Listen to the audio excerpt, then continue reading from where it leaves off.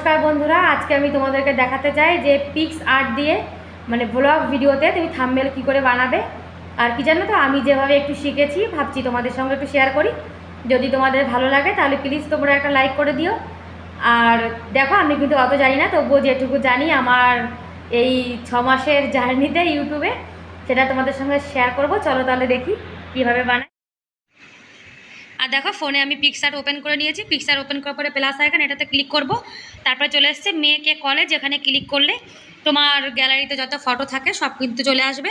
এবার আমি এখান থেকে আমার যা যা ফটো ভালো লাগে সেগুলো আমি সিলেক্ট করে নেব। আমি এখান থেকে কিন্তু 3-4টে সিলেক্ট করেছি, তোমরা চাইলে এর থেকে বেশিও করতে পারো।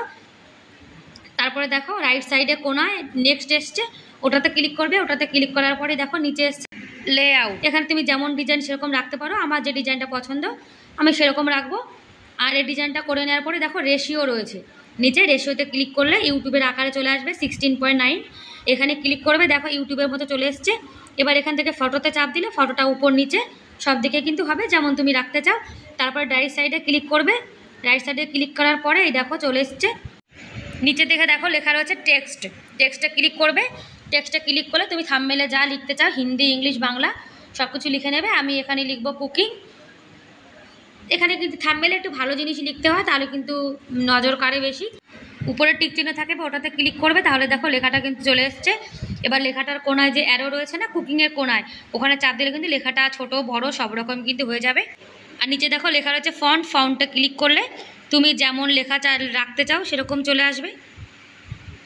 আমি এখানে আমার যেরকম ডিজাইন ভালো লাগে সেরকম রাখবো, তোমরা যেমন চাও সেরকম রাখতে পারো।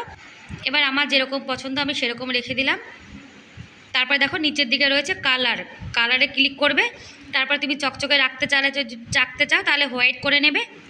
তারপরে স্ট্রোকে চাপ দেবে। চাপ দিয়ে তুমি যদি চকচকে রাখতে চাও যেরকম ভালো, আমি একটু রেড রাখবো। তারপরে অ্যামাউন্ট পুরো ফুল করে নেবে। দেখো আমি ফুল করে দিয়েছি। তারপর নিচে লেখাটা একটু সরালে দেখবে রাইট মানে ডান সাইডে নিচে ওই বি ফরম্যাট চলে আসবে। ভি ফরম্যাট এখানে আসলে কিন্তু লেখাটা আন্ডারলাইন হয়ে যায়, যার জন্য ভি ফরম্যাটে নিয়ে আসলাম।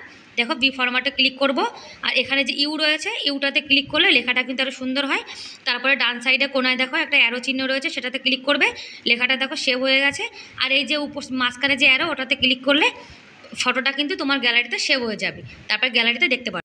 আর যদি আমি যেগুলো মানে তোমাদেরকে দেখালাম যদি তোমাদের ভালো লাগে তাহলে প্লিজ তোমরা একটা লাইক, একটা সাবস্ক্রাইব করে আমার এই ছোট্ট চ্যানেলের পাশে থেকো। আর কেমন লাগলো, আমি কেমন বুঝিয়েছি, তোমরা বুঝতে পেরেছো কিনা, তাহলে কিন্তু কমেন্ট করে আমাকে অবশ্যই জানাবে, ঠিক আছে?